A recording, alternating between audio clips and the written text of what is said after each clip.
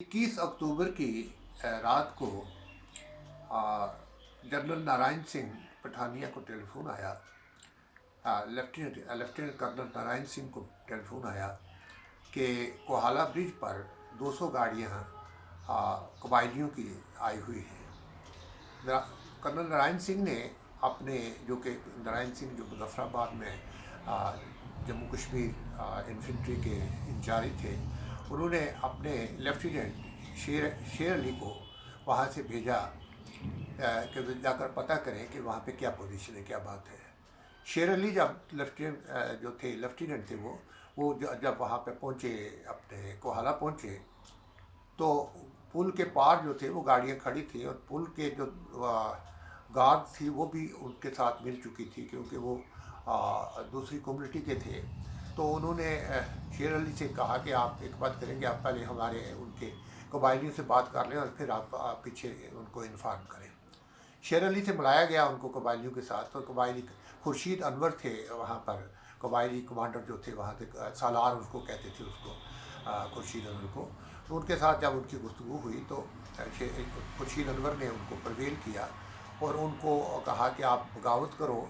Jammu Kashmir infantry में थे शेर अली, तो आप जम्मू कश्मीर इन्फेंट्री से खुद भी बगावत करो, और जितने भी मुजफ्फराबाद में मुसलमान फ़ौजी हैं उनको बगावत पे आमादा कर लो रात को, और कल सुबह हम वहाँ पहुँच जाएंगे, और इन बिटवीन रात को किसी को ये नहीं बताना कि हम यहाँ आए हुए हैं। चनाचे शेर अली वापस आए और उन्होंने कर्नल नारायण सिंह को आकर कहा कि वहाँ तो कुछ भी नहीं है, वैसे ही चहल पहले कुछ गाड़ियाँ खड़ी हैं, तो खतरे की कोई बात नहीं है। लेकिन जब वो कैंप में पहुँचे तो उन्होंने तमाम मुस्लिम जो ऑफिसर्स थे, जो आर्मी वहाँ के जम्मू कश्मीर इन्फेंट्री के, और जो सिपाही थे, उनके साथ मीटिंग की, और मीटिंग करके उनको कहा कि सुबह फौज ये कबायली आएंगे और हमें बगावत करनी है। तो सुबह 8 बजे वहाँ से वो आगे जो थे कबायली जो थे, वो लश्कर आ गया वहाँ से, और उन्होंने मुजफ्फराबाद पे हमला कर दिया। उन सबसे पहले वो मार काट शुरू कर दिया नारायण सिंह पठानिया को। शेर अली खान ने ही, जो लेफ्टिनेंट थे, उन्होंने सबसे पहले अपने कमांडर जो थे नारायण सिंह जो थे उनको मार दिया, गोली मार के हलाक कर दिया।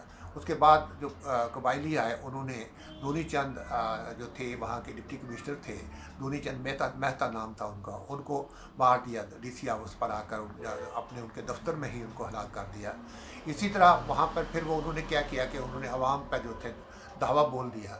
इसी दौरान में जो हमारी स्टेट फोर्स थी उसमें बगावत होगी, और जितने मुसलमान फौजी थे वो सारे उनके साथ मिल गए लश्कर के साथ, और सब ने मिलकर मुजफ्फराबाद पर अटैक कर दिया। मुजफ्फराबाद शहर पर लूट मार शुरू कर दी, और जितने भी माइनॉरिटीज़ के थे, हिंदू और सिख जो थे, उनका कत्लेआम शुरू कर दिया। उस दिन कहते हैं कि तकरीबन आधे से ज़्यादा जो वहाँ हिंदू और सिख थे उनको उस दिन कत्ल कर दिया गया। इसी दौरान मास्टर अब्दुल अजीज़ थे, वो जो नेशनल कॉन्फ्रेंस के लीडर थे, वो वहाँ पर मुजफ्फराबाद में मुकीम थे, और उन्होंने कोशिश की कि इनको जो था माइनॉरिटीज़ को बचाया जाए। और उन्होंने 400 हिंदू सिख औरतों को अपनी जगह पनाह दी वहाँ पर अपने घर में। लेकिन उनको भी मास्टर अब्दुल अजीज़ को भी मार दिया गया, और उन्होंने उनका भी लिहाज नहीं किया। इसी तरह और भी मुसलमान जिन्होंने ये कोशिश की कि किसी तरीके से माइनॉरिटी को बचाया जाए, लेकिन वहाँ पे उसको किसी ने उनकी नहीं सुनी। और जहाँ भी माइनॉरिटी का आदमी उनको मिला, अपने क्या नाम लेते हैं, कबायलियों को, लश्कर को और बागियों को, जो कश्मीर इन्फेंट्री के बागी थे, उन्होंने उनको कत्ल कर दिया। लेकिन वहाँ पर ऐसी मिसालें भी हैं कि जिस तरह मास्टर अब्दुल अजीज़ थे उन्होंने बचाया। इसी तरह मेहता दूनी चंद जो थे, उनकी बीवी जो थी और उनके 3 बच्चियाँ थी, उनको उन्हीं के एक चपरासी थे, अल्लाह देता नाम था उनका, वो लेकर चला गया, और उन्होंने उनको बचा के हिंदुस्तानाबाद में आ गई थी, और उस हल्ले से उनको बचाया। 22 अक्टूबर सुबह की दिन की ये बात है। सारा दिन मुजफ्फराबाद में ये कत्लेआम जारी रहा, क्योंकि जो हिंदुस्तान की जो स्टेट फौज तो थी नहीं वहाँ पर, स्टेट जम्मू कश्मीर की स्टेट इन्फेंट्री थी, और वो जो बाकी उसमें बगावत हो गई, और जो बाकी बच्चे कुचे थे वो शिकार की तरफ भाग गए, और वो पुंछ की तरफ कुछ भाग गए, कुछ वापस उड़ी की तरफ भाग गए। 23 अक्टूबर को जो थी लश्कर ने उड़ी पर हमला किया, और वहाँ पर मुकाबला करने वाला कोई नहीं था। और उड़ी पर कब्जा हो गया। इसी दौरान राजेंद्र सिंह जो थे, ब्रिगेडियर राजेंद्र सिंह, वो श्रीनगर से 150 फौजी उनके पास कुल थे। 300 फौजी उस वक्त वहाँ बदामी बाग छावनी में थे, जिनमें से 150 फौजी लेकर वो वहाँ से निकले और माहूरा में पहुँचे उनका मुकाबला करने के लिए, लश्कर का मुकाबला करने के लिए उड़ी में पहुँचे। लेकिन उड़ी तब तक उड़ी पर कब्जा हो चुका था और माहूरा में उनकी जो लड़ाई हुई है अपने ब्रिगेडियर राजेंद्र सिंह की और लश्कर की, माहूरा और बुनिहार के दरमियान, ये बारामूला में इलाके पड़ते हैं, 23 को ये लड़ाई होती रही और 23 शाम को उनको हलाक कर दिया गया। और 24 को जो था खुर्शीद अनवर का लश्कर जो था, जितने भी हमारे स्टेट फोर्स के 150 आदमी वो भी हलाक हो गए और ब्रिगेडियर जो थे अपने राजेंद्र सिंह वो भी वहाँ पे हलाक हो गए। और 24 सुबह को जो थे ये खुर्शीद अनवर जो थे वो वहाँ पे पहुँच गए, क्या नाम लेते हैं, बारामूला में उन्होंने कब्ज़ा कर लिया, क्योंकि वहाँ पे मुकाबले के लिए था ही कोई नहीं, जो मुकाबले में थे वो सारे मारे जा चुके थे। जब वहाँ पे 24 को पहुँचे तो 24 को ही पुंछ में ये हुआ कि पुंछ में सरदार इब्राहिम खान जो थे, जिन्होंने पुंछ बगावत को हवा दी थी और पुंछ के तकरीबन 90% एरिया पर उनका गलबा हो चुका था, कब्ज़ा हो चुका था। उन्होंने पलंदरी शहर में एक सुकून में बैठकर नाम नहाद आज़ाद कश्मीर जो थी उसकी फॉर्मेशन का ऐलान कर दिया और ख़ुद उसके प्रेसिडेंट बन गए। जब दिन को खुर्शीद अनवर को पता चला कि पुंछ में ब्रिगेडियर सरदार इब्राहिम खान जो हैं उन्होंने बगावत किया, उन्होंने अपने आप को प्रेसिडेंट जम्मू कश्मीर का प्रेसिडेंट होने का ऐलान कर दिया है, बागी प्रेसिडेंट होने का ऐलान किया है, तो खुर्शीद अनवर को बहुत गुस्सा आया, क्योंकि उनको खुर्शीद अनवर जो थे वो NWFP से लश्कर लेकर चले थे कश्मीर श्रीनगर को फतह करने के लिए। और उन्हें ये कहा गया था कि जब आप कश्मीर पहुँचोगे तो हम आपको वहाँ का जो था वहाँ का प्रेसिडेंट बना देंगे। लेकिन प्रेसिडेंट तो इब्राहिम खान बन गया, इसलिए उनकी और खुर्शीद अनवर की आपस में टसल शुरू हो गई। और खुर्शीद अनवर ने अपने फ़ौज को कहा कि हम इससे आगे अभी नहीं जाएंगे, आप इस वक्त आप फ्री हो, आप बारामूला में आप खाओ पियो लूटो और घरों को जो भी लूट सकते हो, जितना लूट सकते हो लूटो, जितना कत्लो गारत कर सकते हो कत्लो गारत करो, और जब तक कि हमें ये आर्डर नहीं मिलता कि मैं प्रेसिडेंट बन जाऊँ और मैं आगे जाऊँ। इसी दौरान खुर्शीद अनवर ने पाकिस्तान हुकूमत को लिखा कि आप ये मुझे कश्मीर का प्रेसिडेंट होने का मेरा ऐलान करें, तो कश्मीर मेरी जेब में है, मैं अभी 2 घंटे के अंदर अंदर श्रीनगर पहुंच जाऊंगा, लेकिन पहले आप ये ऐलान करें कि कश्मीर जो है इसका प्रेसिडेंट मैं हूँगा।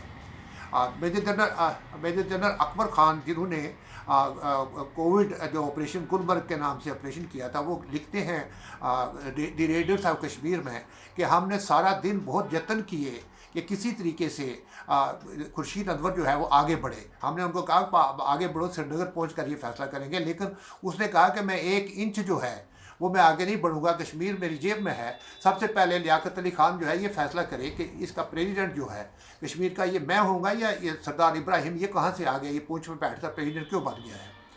तो इस टसल में जो थे ये 3 दिन निकल गए, 24 की तारीख और 25 की तारीख जो थी वो, तो 26 तारीख भी, तब तक 3 दिन उन्होंने बारामूला में ही अनवर खुर्शीद अनवर की ये जो कबायली लश्कर था जिनका वो सालार था, उन्होंने क्या किया कि वो 3 दिन बारामूला में लोगों को लूटते रहे, लोगों को मारते रहे। उन्होंने क्रिश्चियन जो वहाँ पे मिशनरी था उनकी औरतों को ख़त्म किया, वहाँ के हिंदुओं को मारा। उनका एक नारा था कि सिख का सर हिंदू का घर और सिख का सर हिंदू का ज़र और मुसलमान का घर। जो मुसलमान के घरों में, उनको ये था कि मुसलमान के घरों में रहो, वहाँ पे जो चाहते हो वो करो। हिंदू का ज़र, हिंदू जहाँ भी देखो उनका ज़र, उनके पैसे लूट लो, और सिख जहाँ भी आपको मिलो इसको ख़त्म कर दो। तो इस तरह इस नारे के तहत उन्होंने 3 दिन बारामूला में तहस नहस कर दिया। वहाँ की जो हिंदू और सिख पॉपुलेशन थी उसको खेड़ के फेंक दिया, और वहाँ की हिंदू और सिख को छोड़िए, उसके अलावा जो मुसलमान जो थे वहाँ के, उनको भी उन्होंने लूटा, उनको भी उन्होंने मारा। उनके पास भी जो पैसे थे, जो चीज़ें थी, वो सब उन्होंने छीन ली और उनके घरों में वो घुस गए और नाजायज़ काम करते रहे उनके साथ, जिसकी जो है वो बहुत मेजर जनरल अकबर खान ने भी अपनी किताब में एतराफ़ किया है। तो 26 तक ये हुआ कि 26 तक वो यही इसी चक्कर में रहे कि मुझे प्रेसिडेंट मेरा होने का ऐलान करे और मैं श्रीनगर में जाकर श्रीनगर की तरफ कूच करूँ।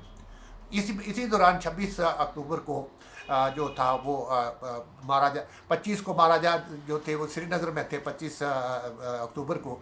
तो श्रीनगर से 25 शाम को वो निकले और वो जम्मू पहुंच के रात को 26 सुबह को उन्होंने दिल्ली में से अपना प्रपोजल जो था वो एक्सेशन का वो भेज दिया और 26 को ही कश्मीर का हिंदुस्तान के साथ ही इलाकनामे पर दस्तखत हो गए।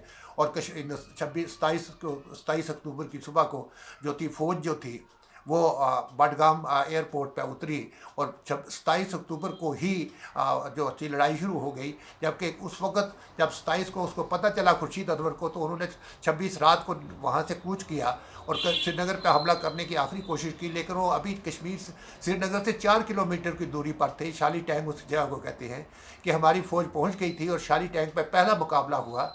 और 27 अक्टूबर तक ये जो 4 दिन थे ये बहुत क्रूशल थे और बहुत फेटफुल डे थे कश्मीर के लिए और हिंदुस्तान के लिए और हमारी फेट के लिए। क्योंकि अगर ये 3 दिन खुर्शीद अनवर वहाँ पे इंतज़ार ना करता अपने प्रेसिडेंट होने का कि मुझे प्रेसिडेंट बनाया जाए, तो वो अगर सीधा वहाँ, क्योंकि श्रीनगर में उस वक्त फौज थी ही नहीं, कुछ भी नहीं था, तो सीधा अगर श्रीनगर आ जाता तो वो जो था वो ये पत्ता जो था हमारे हाथ से छिन जाता। लेकिन ये खुशकिस्मती समझिए कि खुर्शीद अनवर जो था उसने इस को रोक के रखा कि वो किसी सूरत में वो आगे नहीं बढ़ना चाहता था, क्योंकि उसके इब्राहिम खान के साथ झगड़ा था, लड़ाई थी, वो उसके साथ बात भी नहीं करते थे।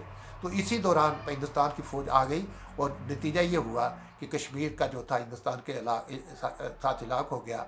फिर 14 नवंबर को हमारी फ़ौज जो थी बढ़ते बढ़ते उन्होंने दोबारा जो था उड़ी पर कब्जा कर लिया और उसके बाद पूरी वैली जो थी 14 नवंबर तक उन्होंने पूरी वैली से जो कबायली जो थे उनको खदेड़ के बाहर फेंक दिया। उसके बाद पाकिस्तान की आर्मी ने भी बहुत कोशिश की कि किसी तरीके से हम कश्मीर वैली पर कब्जा करने की कोशिश करें, लेकिन हिंदुस्तानी फ़ौज के आगे उनकी कोई पेश न गई।